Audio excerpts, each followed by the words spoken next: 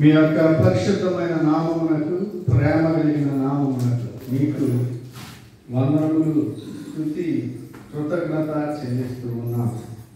దేవా, నీవు మమ్మల్ని ప్రేమించి మాకు మీరు ఇచ్చిన ఈ సమయాన్ని బట్టి, ఈ మీటింగ్స్ని బట్టి మీకు వందనాలు. Thank you Jesus. ఇక్కడ వచ్చిన ప్రతి ఒక్క బిడ్డ, మరి సిస్టర్ కానీ బ్రదర్ కానీ, చిన్నలు కానీ పెద్దలు కానీ, వీరందరూ దేవా నిన్ను గురించిన మాటలు వినాలి అనే ఆశతో వచ్చారు. నేను కేవలము నిష్ప్రయోజకుడును, దయచేసి నన్ను మరుపరిచి యేసు ప్రభువా పరిశుద్ధాత్మ శక్తి ద్వారా వీరికి అర్థమయ్యేలాగిన ఆయన యొక్క వాక్యం వారి హృదయాల్లో ముద్రింపబడేలాగిన మీరు మాట్లాడవలసిందిగా వేడుకొని ఉన్నాం. వాక్యం మా మనస్సుల్లో ఎలా నాటుకుంటుంది, వాక్యము మా హృదయాల్లో ఎలా ముద్రింపబడింది, ఇది మనుషులు మా వల్ల ఇంకా పరిశుద్ధాత్మ దేవ మీ వల్ల అవుతుంది. మేమందరం విధేయత కలిగినట్టు సహాయం చేయమని యేసుక్రీస్తు పరిశుద్ధమైన నామంలో ప్రార్థించి అడిగి వేడుకొంచున్నాం తండ్రి. ఆమేన్. ఆమేన్. ముందుగా మీ అందరికీ యేసు ప్రభువారి నామంలో వందనాలు. మీ ఊరు మేము రావటం మీకు ఇష్టం ఉందా? మాకు కూడా ఎంతో ఇష్టంగా ఉంది. నాకు 2 చిన్నపిల్లలు ఉన్నారు. వాళ్ళంతా వయసు 9, 7 years, 9 ఏళ్ళు 7 ఏళ్ళు. 9 ఏళ్ళు ఆయన డాడీ నువ్వు ఇండియా ఎందుకు వెళ్తున్నావు, ఇక్కడ అంత బాగానే ఉంది కదా అని అన్నాడు. నేనేం చెప్పానంటే, అయ్యా నువ్వు ఇప్పుడు ఎంత ఉన్నావో అంత వయసులో మా నాన్న ఉద్యోగం చేసుకుంటా పల్లెటూరుకి వెళ్ళి వాకింగ్ చెప్పేవాడు. మరి నేను కూడా ఆయనకి లాగే వాకింగ్ చెప్పాలా? అక్కడ నీకు లాంటి చిన్నపిల్లలు ఉన్నారు, మరి వాళ్ళకి యేసయ్య గురించి చెప్పాలి కదా. వాళ్ళు యేసు ప్రభుని తెలుసుకుని వాళ్ళు మనతో కూడా పరలోకం రావాలి కదా. అంటే డేవిడ్ ఏమన్నాడంటే, అయితే నువ్వు వెళ్ళు, నీకోసం ప్రార్థన చేస్తాను అన్నాడు.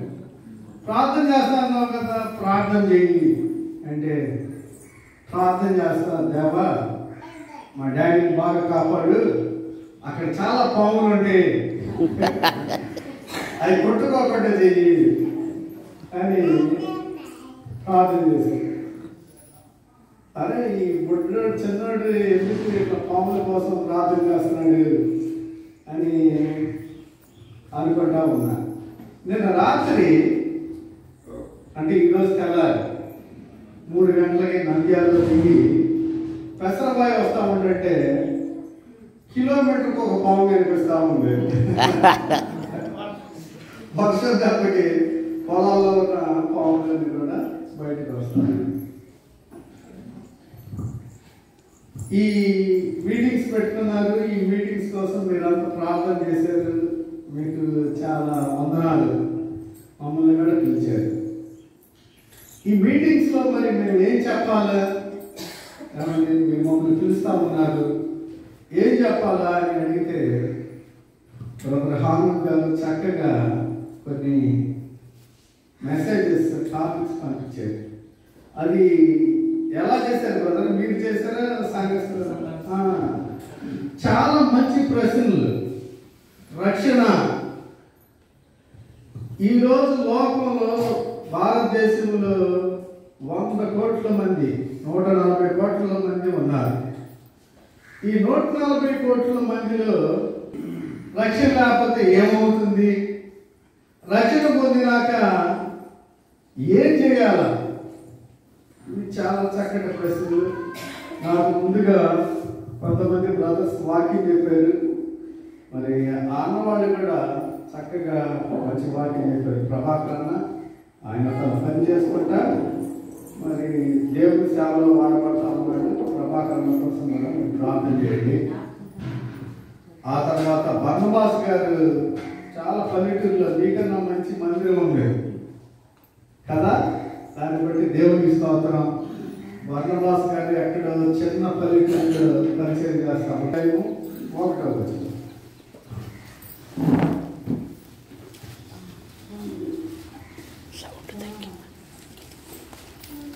రోమిలికి రాసిన పత్రిక 12వ అధ్యాయము 1-2 వచనాలు. కాబట్టి సహోదరులారా, పరిశుద్ధమును దేవునికి అనుకూలమునైన సజీవ యాగముగా మీ శరీరములను ఆయనకు సమర్పించుకుని దేవుని వాత్సల్యతను బట్టి మిమ్మల్ని బతిమాలుకొస్తున్నాను. ఇది సేవ మీకు యుక్తమైనది. మీరు ఈ లోక మర్యాదను అనుసరింపక ఉత్తమమును అనుకూలమును సంపూర్ణమునైన దేవుని చెత్త మీద పరీక్షించి తెలుసుకున్నట్లు మీ మనస్సు మారి నూతనమొకటి వలన రూపాంతరము పొందుడి. ఈ 2 వచనాలు అందరికి అర్థమైందా? మనం ఈరోజు ఈ 2 వచనాలనే ఈ పూట మిమ్మల్ని ఎక్కువసేపు విసిగించను నేను, సరేనా? బయట వంట చేస్తా ఉన్నారు. అన్నాన్ని అడిగాను, అన్న ఇంకా ఎంత టైం పట్టింది అంటే 1 గంట పట్టింది అన్నారు. కాబట్టి కాబట్టి మీరు బయటికి వెళ్ళినా కానీ పెద్ద ఉపయోగం ఏమి లేదు సరేనా. కాబట్టి ఒక అరగంట మనం ఇక్కడే గడుపుతాం, దేవుల్లో గడుపుతాం. రక్షణ, యేసు ప్రభు మన రక్షకుడు కదా. సిలువలో మన కోసం ఆయన చనిపోయాడు, రక్తం కార్చాడు. మన ప్రతి ఒక్క పాపమును ఆయన సిలువలో మరి ప్రాయశ్చిత్తం చేశాడు. ఈరోజు మనందరం యేసు ప్రభువు రక్షకుడు, నేను పాపిని, నా పాపముల కోసం ఆయన చనిపోయాడు అని నమ్మటం వల్ల మనందరం కూడా రక్షింపబడతా ఉన్నాం. ఈ ప్రపంచంలో రక్షణ అనేది చాలా సులువైంది. కాబట్టి మీకు 4 ఏళ్ల బిడ్డ 5 ఏళ్ల బిడ్డ ఉన్నా ఈ గ్రామంలో మీ చుట్టాల్లో ఎవరైనా ఒక 90 ఏళ్ళు అయినా 100 ఏళ్ళ ఉండి అయ్యా నేను కదలలేను, నేనేం చేయలేను అని అటువంటి వాడు ఉన్నారు. ఒక చిన్న బిడ్డ కానివ్వండి, 4 ఏళ్ళ బిడ్డ మీకు అన్న వంటోడిని పెట్టిందా కదా. 90 ఏళ్ళ 100 ఏళ్ళ వెళ్ళి పొలం పని చేయగలుగుతాడా? రక్షణ అనేది దేవుడు ఎంత తేలిక చేశాడంటే, అమ్మ నాన్న అని పిలుస్తారు చిన్న బిడ్డలు, ఆ బిడ్డలు కూడా పొందగలుగుతారు. అయ్యా నేను నా మంచం మీద నుంచే కదలలేను, ఒక్క అడుగు తీసి అడుగు కూడా వేయలేను అని చెప్పగలిగిన ముసలి ఎవరైనా ఉంటే వాళ్ళు కూడా రక్షణ పొందవచ్చు. దేవుడు అంత తేలిక చేశాడు. ఇతర మతాలు ఉన్నాయి కదా, ఇతర మతాలు ఏం చెప్తాయి అంటే నువ్వు గ్యారంటీ లేదు. యేసు ప్రభు ఒక్కడే నీ జీవితానికి నా జీవితానికి మన రక్షణకి పరలోకానికి గ్యారెంటీ ఇచ్చే దేవుడు. దాన్ని బట్టి మనం యేసు ప్రభుని స్తుతిద్దాం. రక్షణ లేకపోతే ఏమవుతుంది? రక్షణ లేకపోతే ఏమండి, నిన్న రాత్రి ఈరోజు తెల్లారగట్ట మీ ఊరు వస్తా ఉండంటే డ్రైవర్ గారు ఏమన్నాడంటే, అయ్యా మనము వెళ్ళేటప్పుడు ఒక వాగు వస్తుంది, 2 రోజుల నుంచి వర్షాలు పడతా ఉన్నాయి, ఆ వాగు మరి బాగా ప్రవహించింది అనుకోండి, గ్రామానికి కూడా ప్రమాదం, వరద వస్తుంది, ఇళ్ళలోకి నీళ్ళు వస్తాయని ఆయన చెప్తా ఉన్నాడు.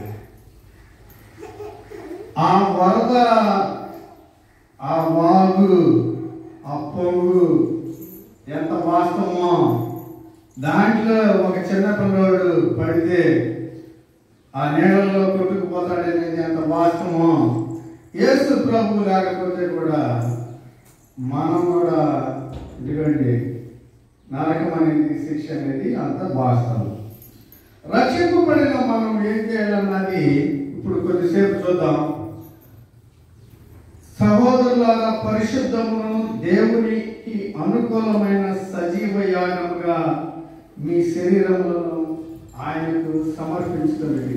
పెసరవై గ్రామస్తులు అందరూ ప్రార్థన చేసి 3వ మెసేజ్ ఏం చెప్పాలని వాళ్ళు నిర్ణయించుకున్నారంటే, ఒక వ్యక్తి సమర్పణ కలిగి జీవించటం ఎలాగా అని వాళ్ళు నిర్ణయించుకున్నారు. సమర్పణ కలిగి జీవించటం అంటే ఏంటి? ఇక్కడ చూడండి, పరిశుద్ధము దేవునికి అనుకూలమైన సజీవ యాగముగా మీ శరీరములను ఆయనకు సమర్పించుతుంది. ముందుగా మనకి ఒక ఇంపార్టెంట్ది అర్థం కావాలి. సమర్పణ అంటే ఏంటి అసలు కదా, మనకి తెలిస్తేనే కదా అది చేయగలుగుతాం. అవునా కదా? అవునా కదండి? మీ అందరికీ వంటలు బాగా తెలుసు కదా.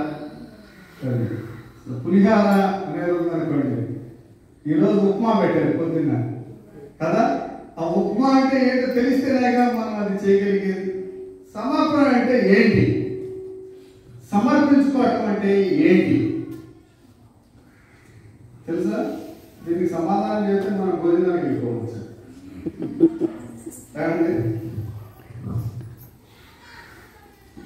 ఉదయం వస్తా ఉంటే కసరవేయి దగ్గర అక్కడ ఒక పెద్ద ఎత్తైన గోడ ఒకటి కనపడింది. దానికి ఒక రూఫ్ గార్డ్ ఉంది, బురుజు. డ్రైవర్ గారిని అడిగాను, అన్న దీన్ని ఏమంటారు అంటే, దీన్ని గ్రామ వాకిలి అంటారయ్యా అని చెప్పారు. మీరేమంటారు? ఊరు వాకిలి. ఊరు వాకిలి దాటి వచ్చిన తర్వాత అక్కడ లెఫ్ట్ తిరిగితే అక్కడ బ్యాప్టిస్ట్ చర్చి కనపడింది కదా. యేసు ప్రభు వారు ఈ లోకంలో ఉన్నప్పుడు కూడా యోహాను సువార్త 10వ అధ్యాయంలో ఉంటుంది.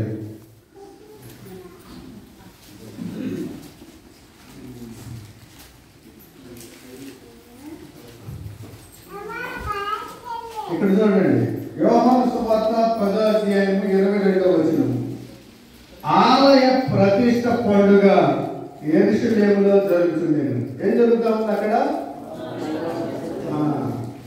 రోమీయులకు రాసిన పత్రిక 12వ అధ్యాయం మనం చదువుకున్నాం కదా. అక్కడ సమర్పించుకోండి అన్నది కదా. ఈ సమర్పించుకోవటం అనేది బాగా అర్థం చేసుకోవాలంటే ఈ ప్రతిష్ఠ అనే మాట కూడా మనం అర్థం చేసుకోవాలి కదా. మీకు ఇక్కడ బ్యాప్టిస్ట్ చర్చ్ ఉంది కదా, ఈ చర్చి కాడ ఉంది కదా, అసెంబ్లీ ఆఫ్ బిలీవర్స్. ఇది స్టార్ట్ చేసినప్పుడు ఏం చేశారు? ఈ మందిరం బిల్డింగ్ కట్టినప్పుడు పునాది వేసి అంతా అయిపోయినాక ప్రార్థన చేసి ప్రతిష్ఠ ఓపెనింగ్ చేస్తారు కదా. ఓపెనింగ్ చేస్తారు. అది యేసు ప్రభు వారు ఇక్కడ యోహాను సువార్త 10వ అధ్యాయంలో కూడా అక్కడ ఆలయ ప్రతిష్ఠ పండుగ జరుగుతూ ఉంది కదా. ప్రతి ఊర్లో దేవాలయం కట్టినాక వాళ్ళు ఏం చేస్తారంటే ప్రతిష్ఠ చేస్తారు. ప్రతిష్ఠ చేయటం అంటే ఏంటి? ఎవరికి చేస్తున్నారు అసలు? అది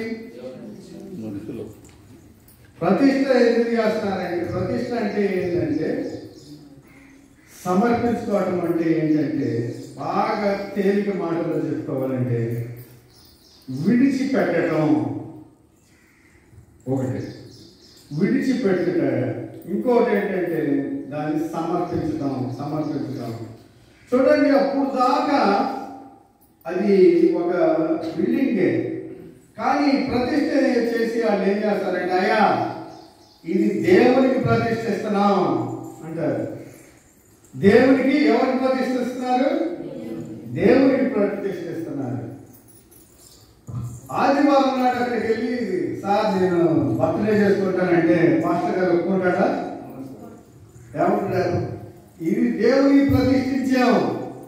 ఆదివారం నాడు ఇక్కడ ఆరాధన మాత్రమే జరగాల, బర్త్డే పార్టీలు జరగడానికి ఇక్కడ వీల్లేదు అని చెబుతారు కదా.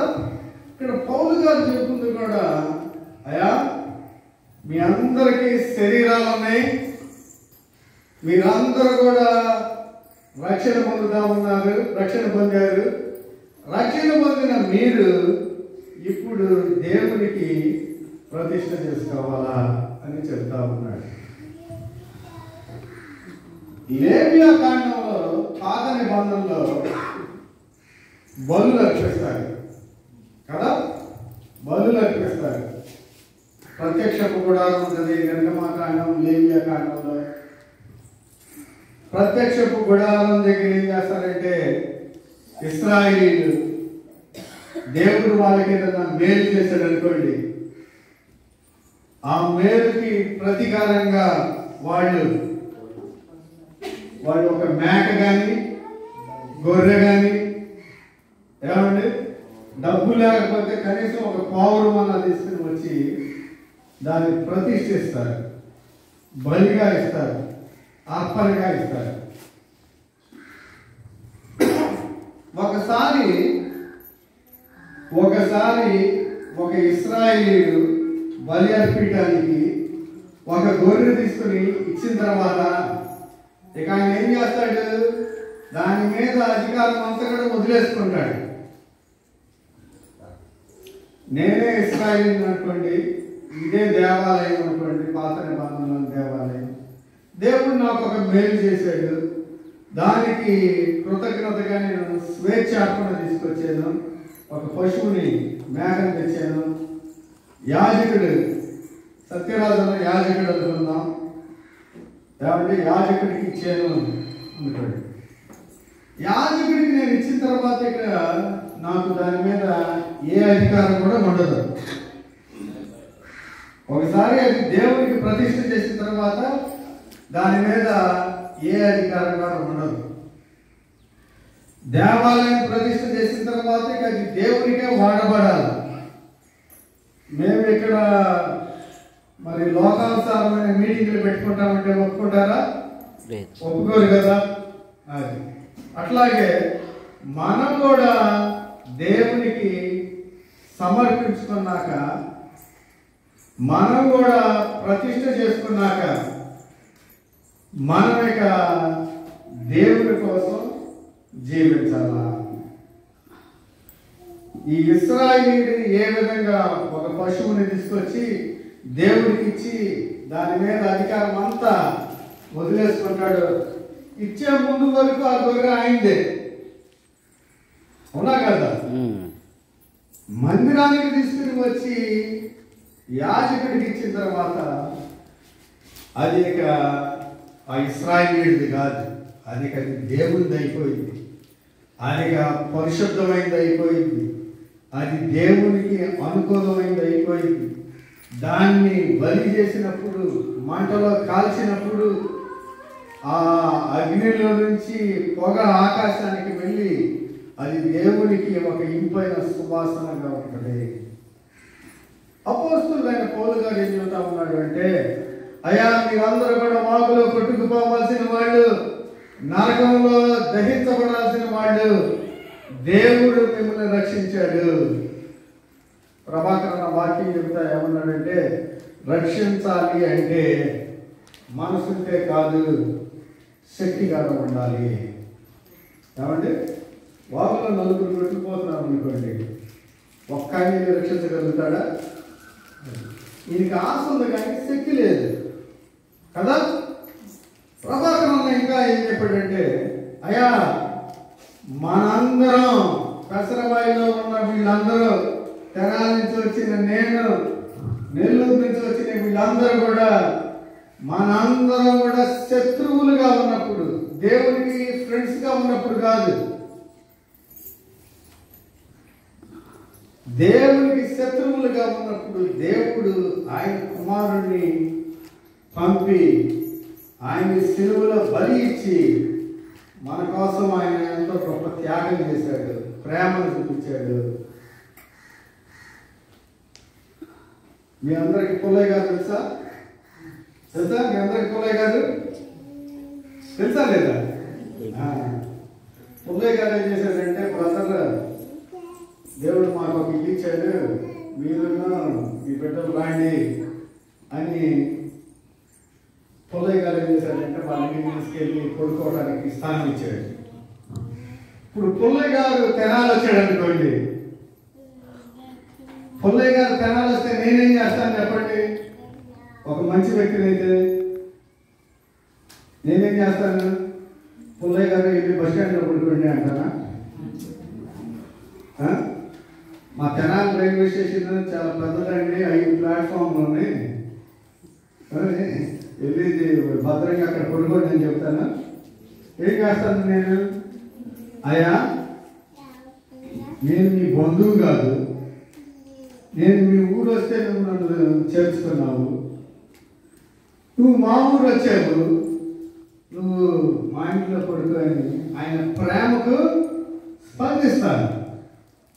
సమర్పణ అనేది దేవుడు చేసేది కాదు, దేవుడు ఆల్రెడీ ఆయన చేయాల్సింది చేశాడు.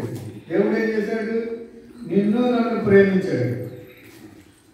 కాబట్టి ఈ గ్రామ సర్పంచ్ గారు కానీ, సీఎం గారు కానీ, ఆంధ్రప్రదేశ్ సీఎం గారు మనల్ని ప్రేమించడం చెప్పగలుగుతామా మనం? ఏమండి, నన్ను ప్రేమించడం నేను చెప్పలేను. ఎందుకంటే ఇంతవరకు నాకు ₹1 కూడా ఇవ్వలేదు చంద్రబాబు గారు కదా. దేవుడు మనల్ని ప్రేమించాడు. దేవుడు కుమారుడైన యేసు ప్రభువు మనల్ని ప్రేమించాడు. మన కోసం శిలువలో చనిపోయాడు. పరిశుద్ధాత్మ దేవుడు మన హృదయాల్లో నివసిస్తా ఉన్నాడు. సమర్పణ అనేది దేవుడు చేసేది కాదు, మీ పాస్టర్ గారు చేసేది కాదు. సమర్పణ అనేది ఎవరు చేయాలా? రక్షణ పొందిన కొందరు చేయాలా? ఏమండి, రక్షణ పొందిన బ్రదర్స్ వరకే చేయాలా? రక్షణ పొందిన ప్రతి ఒక్కరు కూడా చేయాలి. ఏమండి, మనం దేవుని ప్రేమకు స్పందించడం సమర్పణ. ఈరోజు పొద్దున్నే 5 గంటలకు ఇక్కడికి వచ్చినప్పుడు ఒక బ్రదర్ సిస్టర్ వాళ్ళు ఏం చేస్తున్నారంటే ఒక మాప్ తుడిచేదాన్ని ఏమంటారన్నా, బయట అంతా కూడా వాళ్ళు ఏం చేస్తున్నారంటే చక్కగా మాప్ చేస్తా ఉన్నారు. 5ంటికి శుభ్రం చేస్తున్నారు. అంతకం కానీ తొడవటం కానీ ఇవన్నీ ఏంటంటే ఇదిగో సమర్పణకి సూచనలు అంటారు. పౌలు గారు ఏం చెబుతా ఉన్నాడంటే పరిశుద్ధము దేవునికి అనుకూలమైన దేవుడు ఏదన్నా మేలు చేస్తే ఒక గొర్రె ఇచ్చి, ఒక మేక ఇచ్చి, ఒక పావురం ఇచ్చి, ఇవన్నీ కూడా లేకపోతే కొద్దిగా పిండిచ్చి దేవుడికి ఇచ్చేసి చేతులు దులిపేసుకుని వెళ్ళిపోవచ్చు. పాత నిబంధనలో అది. పౌలు గారు ఇక్కడ న్యూ టెస్టిమెంట్ లో చూస్తున్నది ఏంటంటే, కొత్త నిబంధనలో చూస్తా ఉన్నది, అయ్యా మీకు కలిగింది ఇయ్యండి అని కాదు ఆయన చెబుతుంది. పాత నిబంధనలో ఎలా ఉంది? నీకు గొర్రెలు ఉన్నాయా, మేకలు ఉన్నాయా, పశువులు ఉన్నాయా, సంపద ఉందా, నువ్వు తీసుకునిరా, దేవునికి కానుకగా ఇవ్వు, దశమ భాగం ఇవ్వు, సమర్పణ ఇవ్వు. దానివల్ల దేవునికి సంతోషం, దేవుడు నిన్ను ఆశీర్వదిస్తాడు. అది పాత నిబంధన కాన్సెప్ట్. ఇంకెంత ఒక 10 నిమిషాల్లో ముగించేస్తాను. ఏమంటే మీరు నూతన బంధన కాన్సెప్ట్ కూడా మీరు అర్థం చేసుకోవాలి. ఈ నూతన బంధన కాన్సెప్ట్ ఏంటంటే మీకు కలిగింది ఇవ్వటం కాదు. ఇక్కడ ఏం చెబుతుంది?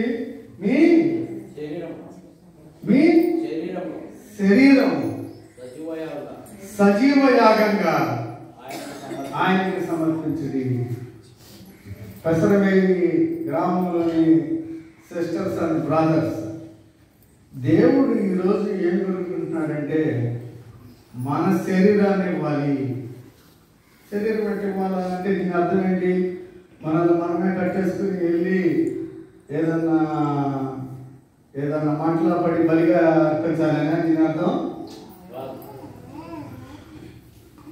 మన శరీరాన్ని సమర్పించుకోవటం అంటే ఏంటి? మరి మనం కూడా యేసయ్యలాగా సిలువకి చచ్చిపోమన్నా? మన శరీరంలో ఏముంటుంది చెప్పండి? మనం ఏం చేస్తూ ఉంటాం? ఆలోచిస్తూ ఉంటాం. అవునా కాదా? పౌలు గారు ఏమంటున్నాడు? పరిశుద్ధంగా ఉండాలి అంటా ఉన్నాడు. అవునా కదా? ఈ 12వ అధ్యాయం 1లో. కాబట్టి మన శరీరాన్ని పరిశుద్ధంగా ఉంచాలి దేవుడికి. పాత నిబంధనలో దేవుడు ఏం చెప్పాడు? నూతన బంధంలో, పాత నిబంధనలో మీ దేవుడైన యెహోవానైన నేను పరిశుద్ధుడను కనుక మీరు కూడా. అది ద్వితీయోపదేశకాండం 15వ అధ్యాయం. ద్వితీయోపదేశకాండం 15వ అధ్యాయము 21వ వచనం. ఆ 20-21 వచనాలు చదువుకుందాం. యెహోవా ఏర్పరచుకున్న స్థలమున నీవును నీ ఇంటి వారును నీ దేవుడైన యెహోవా సన్నిధిని ప్రతి సంవత్సరము దాని దానిలో లోపము అనగా దానికి కుంటితనమైనను గురుడ్డితనమైనను మరి ఏ లోపమైనను ఉండిన ఎడల నీ దేవుడైన యెహోవాకు దానిని అర్పింపకూడదు. పాత నిబంధనలో నువ్వేదన్నా మేక కానీ గొర్రె కానీ ఇవ్వాలి అనుకోండి, ఆ మేకకి గుడ్డిది తనం ఉంది, లేదా మీరు ఇచ్చే గొర్రె కుంటిది అనుకోండి, బైబిల్ ఏం చెబుతుందంటే, దేవుడు ఏం చెబుతున్నాడు అంటే, అయా అటువంటిది మీరు తీసుకురాకూడదు, అది అపవిత్రమైనది, నేను పరిశుద్ధుడైన దేవుడిని, మీరు నాకు సమర్పించేది పరిశుభ్రంగా ఉండాలి అని చెప్తా ఉన్నాడు.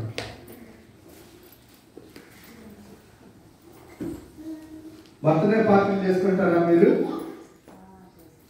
చేస్తారా? చేస్తారు కదా. మీ పేరేంటి బాబు? శ్యామ్. శ్యామ్ బర్త్డే పార్టీ చేస్తున్నాం అనుకోండి,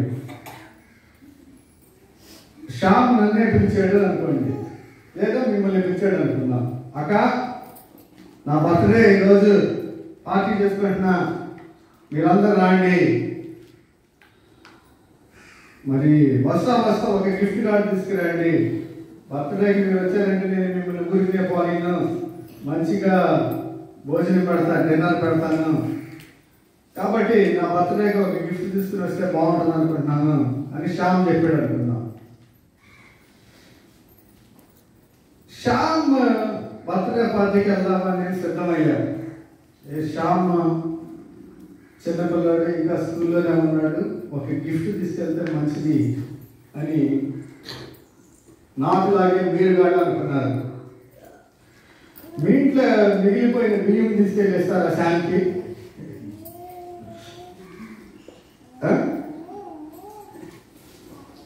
శ్యామ్కి బియ్యం ఇస్తే శ్యామ్ అక్క ఈ బియ్యం ఏం చేసుకోమంటాడు? ఏమండి,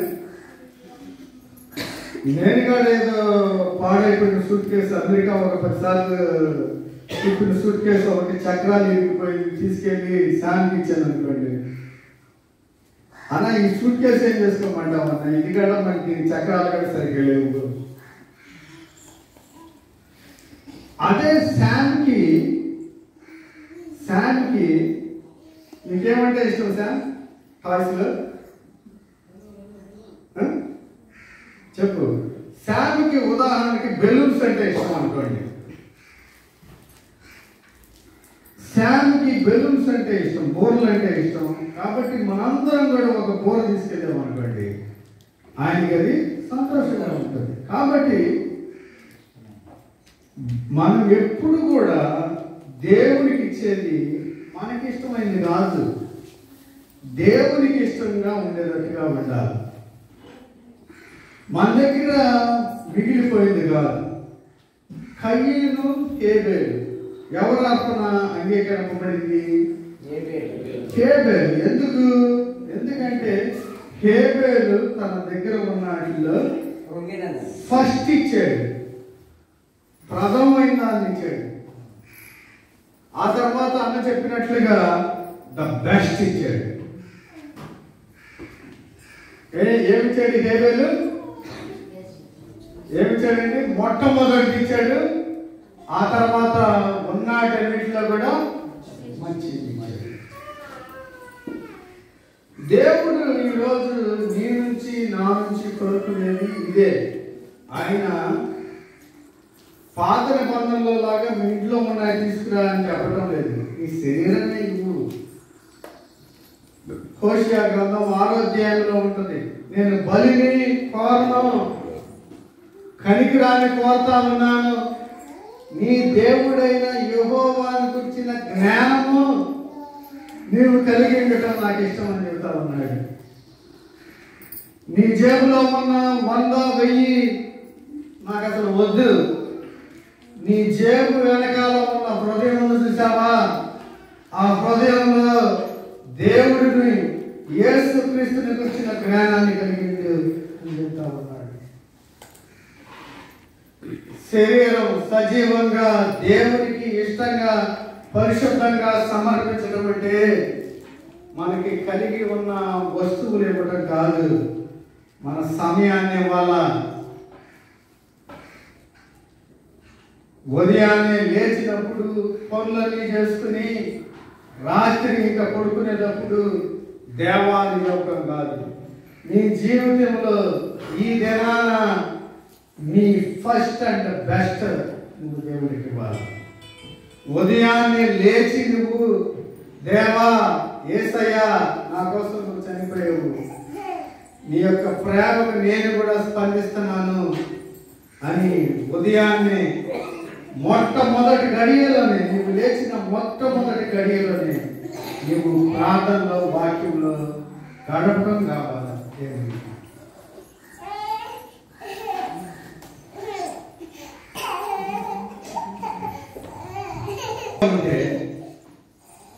మన మనస్సు సరిగ్గా ఉంటే, మన ఆలోచన పరిశుద్ధంగా ఉంటే, మన హృదయం పరిశుద్ధంగా ఉంటే, పరిశుద్ధాత్మ దేవుడు మన హృదయాల్లో నివసిస్తా ఉంటే నిన్న అసలు ఒకళ్ళు అడగనక్కర్లేదు, మనమే ప్రేమకి స్పందిస్తాం. దేవుడి ప్రేమకు మనందరూ కూడా స్పందిస్తాం. మరి నాకు ఇచ్చిన సమయం అయిపోయింది. చెప్పండి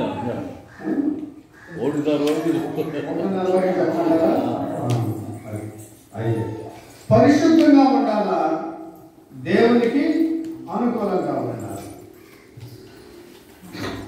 మన దేవుడు ఈరోజు మనకి కలిగిన వస్తువులు కాదు కోరుకుంటుంది, మనల్ని కోరుకుంటా ఉన్నాడు.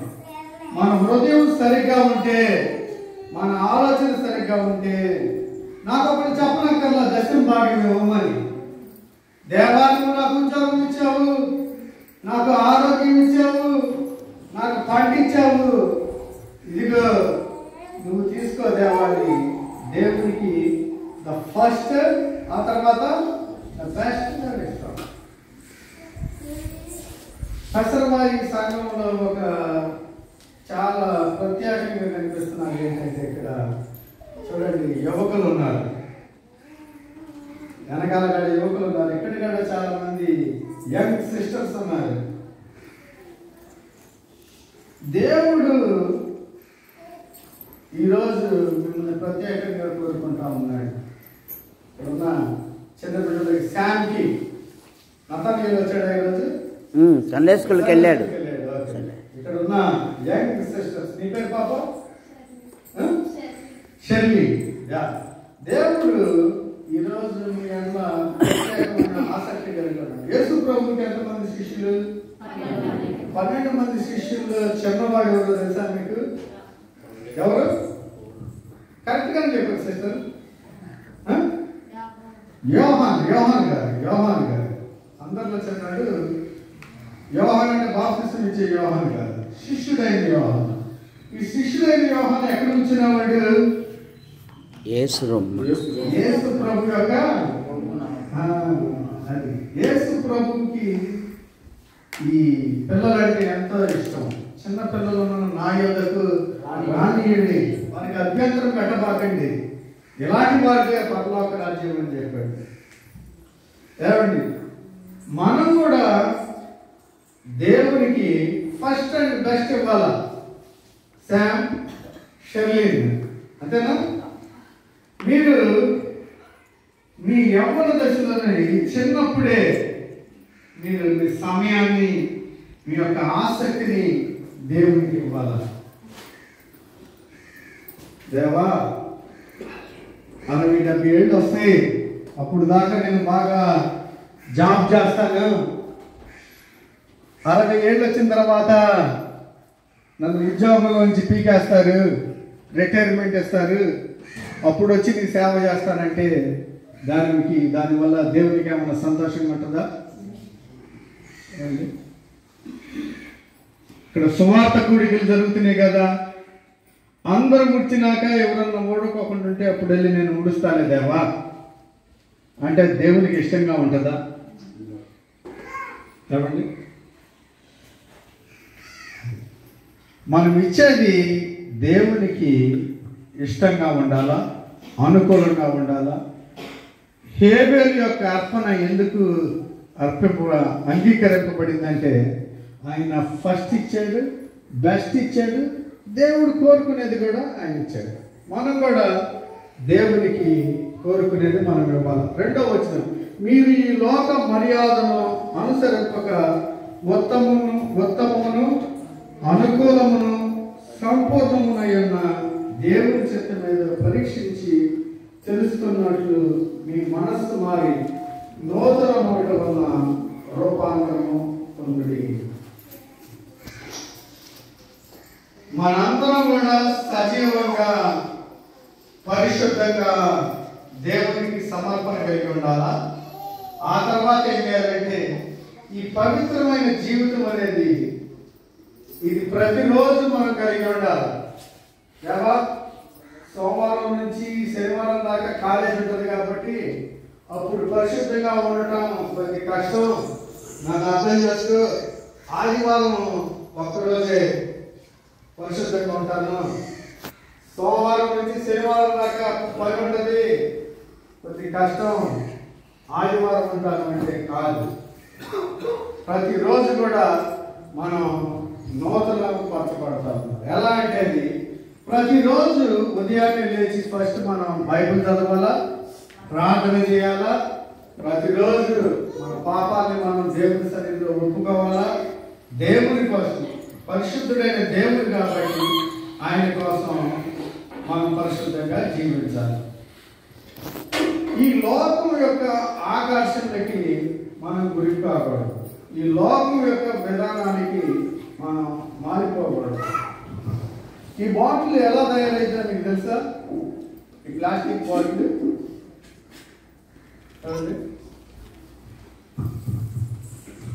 ఈ ప్లాస్టిక్ పోయటానికి, ప్లాస్టిక్ ఇంకా లిక్విడ్ లాగా ద్రవంగా ఉన్నప్పుడు పోయటానికి ఒక మోల్డింగ్ ఉంటుంది. ఆ మోల్డింగ్లో పోస్తే ఆ మోల్డింగ్ రూపం బాటిల్ లాగా ఉంటుంది. ఆ బాటిల్లో ప్లాస్టిక్ని పోసి దాన్ని ఆరబెడితే అది ఏమవుతుందంటే ఈ బాటిల్ అవుతుంది. మీ ఊర్లో పెట్టులు తయారు చేయడం చూసారు ఎప్పుడన్నా? ఇటుకలు చేయడం చూసారు ఎప్పుడన్నా? ఇటుకలు బట్టికి వెళ్తే అక్కడ ఒక ఫ్రేమ్ ఉంటుంది చెక్కతో. ఏమండి, ఆ ఫ్రేమ్ గుండ్రంగా ఉందనుకోండి, ఇటుక ఎలా వస్తుంది? గుండ్రంగా వస్తుంది కదా. ఆ ఫ్రేమ్ ఒక పలకలా ఉంటే ఇటుక కూడా పలక వస్తుంది. ఈ లోకం అనేది ఒక ఫ్రేమ్ లాంటిది. ఆ కెనాల్లో లోకస్తులు ఏమంటారంటే అమెరికా గురించి చెప్తాను మీకు, బాగా ఇంట్రెస్ట్గా ఉంటుంది కాబట్టి. ఇండియా నుంచి అమెరికా వెళ్ళిన ఇండియన్స్ అంతా కూడా ఏమనుకుంటారంటే ఫస్ట్ ఇక్కడ జాబ్ కొట్టాలా, ఆ తర్వాత ఇక్కడ ఒక ఇల్లు కట్టాలా, ఆ తర్వాత ఒక కారు కొనాలా, ఆ తర్వాత డబ్బులుంటే ఎక్కడికన్నా నయాగరా ఫాల్స్ లాంటి దానికి వెకేషన్కి వెళ్ళాలా అని చెప్తా ఉంటుంది. అది లోక మర్యాద. దేవుడు ఇక్కడ మనకి ఏం చెబుతున్నాడంటే, అయ్యా లోక మర్యాద చొప్పున కాదు మనం రూపాంతరం చెందాల్సింది. ఉత్తమంగా ఉండాలా, అనుకూలంగా ఉండాలా, సంపూర్ణమైన దేవుని చిత్తం మీద తెలుసుకుని దానికి తగినట్లుగా నువ్వు రూపాంతరం చెందాలా, నువ్వు మార్పు చెందాలా. కాబట్టి ముగించుకుందాం. వెజిటబుల్ కర్రీ ఇంకా పాయసంగానే పెడతారంట.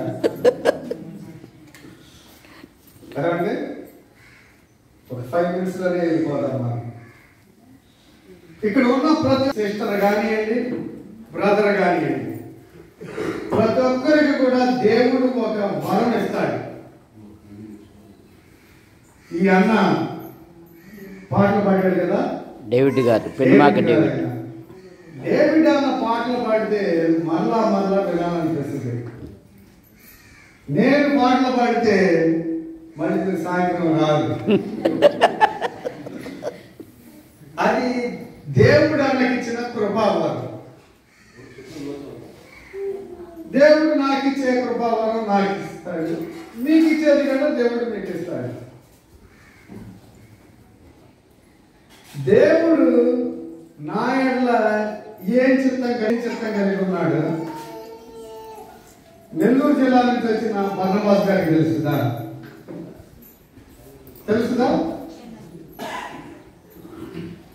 మరి ఎలా? దేవుడు నా ఎడల ఏ చిత్తం కలిగి ఉన్నాడు అన్నది దేవుడిని నేను అనుకోవాలి. దేవా, నా ఎడల నీవు ఏ చిత్తం కలిగి ఉన్నావు? ఈ పెసరపాయి సంఘం ఉంది కదా, ఈ సంఘంలో నేను నీకు ఫస్ట్ బెస్ట్ ఎలా ఇవ్వాలా? నువ్వు నాకేమి ఇచ్చావు నేను నీకు తిరిగి ఇవ్వడానికి?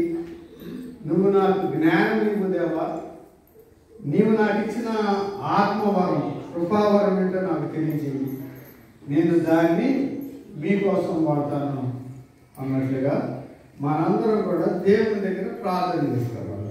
దేవా, నేనేం చేయాలా అన్నది నేను వెళ్ళి దేవుని దగ్గర మొదలుపెట్టుకోవాలి. మీరు కూడా దేవా నేనేం చేయాలా, ఈ సంఘానికి దేవునికి నేనేం చేయాలా? కాబట్టి మనందరి చరిత్ర ఒకరోజు ముగిస్తుంది. ఆ రోజున నా కుటుంబానికి నేను ఎంత చేశానన్నది దేవుడు లెక్కించడు. నా చుట్టాలు ఉన్నారు కదా, ఆ చుట్టాలకి నేను ఏం చేశానన్నది దేవుడు లెక్కించాడు. గ్రామం కోసం నువ్వేం చేసావన్నది దేవుడు లెక్కించాడు. దేవుడు ఏమడుగుతాడంటే, అయ్యా షర్లీన్, శామ్, నీ కోసం, నీ రక్షణ కోసం నా కొడుకుని ఇచ్చాను, నా ఏకైక కొడుకుని ఇచ్చాను, నువ్వు నా కోసం ఏం చేశావు అని అడుగుతాడు. శామ్కి మనం ఏమి ఇవ్వాలి? ఆయన బర్త్డేకి వెళ్తే బోర్డు ఇవ్వాలి. ఎందుకు? అది ఇష్టం కాదు. మీరందరూ కూడా దేవుని ప్రార్థన చేయండి. దేవా, నేను నీకు ఇవ్వగలిగింది ఇష్టమైంది ఏంటి అని దేవుడిని అడగాలి.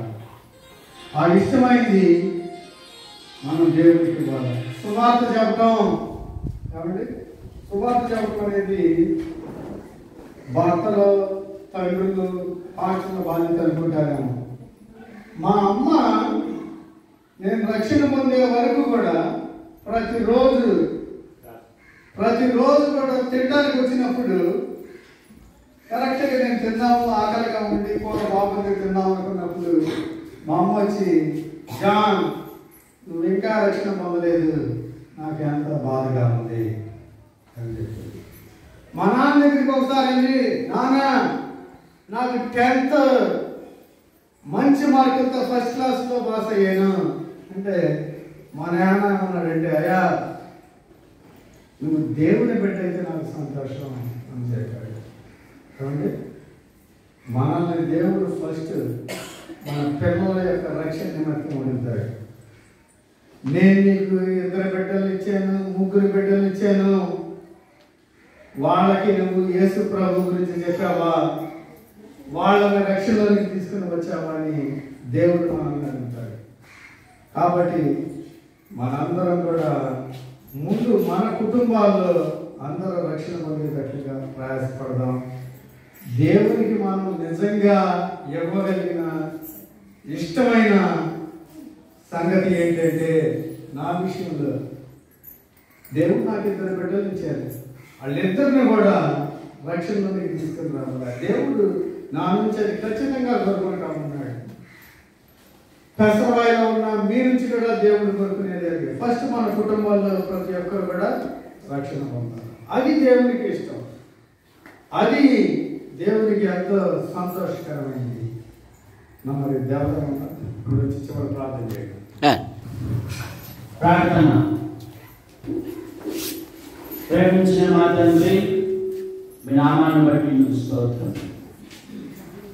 దసరావై క్రైస్తవ కూడిక గృహం బట్టి స్తోత్రం. రుద్దులు సత్రాసారు ఆంటీని బట్టి స్తోత్రం. కుటుంబ సభ్యులను బట్టి స్తోత్రం. మా ప్రియులు కట్టుపల్లి యోహానందులు రాజాబాయి తీసుకున్నారు. వారి కుమారులు ప్రభు పనిలో ఈ విధంగా కొనసాగుతున్న విధానాన్ని బట్టి కట్టుపల్లి జాన్యల్సిన గారు భార్య పిల్లలను బట్టి స్తోత్రం. అమెరికాను వచ్చారు. సోదరి పిల్లలు మీరు ఎక్కడికి ఉంచుకొని కాపాడండి. పాలుగా అయిన భార్య పిల్లలు కూడా తీయించండి. స్థానిక సంఘాలను బలపరచండి. ఈరోజు రేపు జరుగుతున్న ఈ కూడికలను దీవించండి. ముఖ్యంగా పొడి వాతావరణం దయచేయండి. అవును, రక్షించబడిన తర్వాత పరలోకములో బహుమానాలు వరకు నేనేం చేశాను అనే మాటలు బట్టి చూసుకో. మీరు కట్టుకడికి వచ్చేయండి. ముందున్న కార్యక్రమాలలో మహిమ పొందండి. యేసు ప్రభు నామములో ప్రార్థిస్తున్నాం తండ్రి, ఆమేన్. మనకందరికీ ఇక్కడ ప్రేమ సహవాసం కలిగిన కాబట్టి వచ్చిన ప్రతి ఒక్కరు ఇక్కడ భోజనం చేసి వెళ్ళాలి. మళ్ళీ మనకు తిరిగి కూడిక 3 గంటలకు స్టార్ట్ అవుతుంది. కాబట్టి ప్రతి ఒక్కరు ఇక్కడ భోజన సహవాసం కలిగి మళ్ళీ మధ్యాహ్నం కూడా హాజరు కావాలని మనం చేస్తున్నాం. యవనస్తులు అక్కడ ఫుడ్ క్యాటరింగ్ విషయంలో సహాయం చేయాలని మనం చేస్తున్నాం. కాబట్టి అందరికీ మన దేవునికి సమర్పణ కలిగి ఏ విధంగా జీవించాలని మనకు చాలా చక్కని మంచి ఎగ్జామ్స్ చెప్పాడు కదా. మనల్ని మనము మార్చుకుంటూ దేవుని యొక్క స్వరూపంలోకి పొందుకోవాలని తెలియపరిచాడు. కాబట్టి మనం సమర్పణ అనేది మనల్ని మనము శుద్ధి చేసుకోవడం, మనల్ని మనం మార్చుకోవడం, మనల్ని మనం నిశ్చయించుకొని నేను ఇలా ఉండాలి అని మనల్ని మనం శుద్ధి చేసుకుంటూ మనం జీవించాలి. దేవుడికి సమర్పణ కలిగి జీవించాలి. కాబట్టి మనం మనుషులను సంతోష పెట్టాలి, నేను ఆయనతో జీవించాలని కాదు, దేవుడికి సంతోష పెట్టే వారంగా మనం జీవించాలి. కాబట్టి ప్రతి ఒక్కరు మనం దేవుడికి సంతోషకరంగా మహిమకరంగా మనం ఏదానికి మన శరీరాన్ని మనం జయించాలి. కాబట్టి దేవునికి మన శరీరాన్ని సమర్పించుకోవాలి. దేవునికి అనుకూలమైన శరీరంగా పవిత్రంగా కనపరుచుకోవాలి. కాబట్టి ఆ విధంగా మనం జీవించాలి. ఆ విధంగా సాక్షులుగా నిలబడాలి. కాబట్టి మీకు వందనాలు. భోజనం చేసిన తర్వాత తిన్న ప్లేట్లు అక్కడ ట్యాబ్లో పెట్టారు. అక్కడ ట్యాబ్లో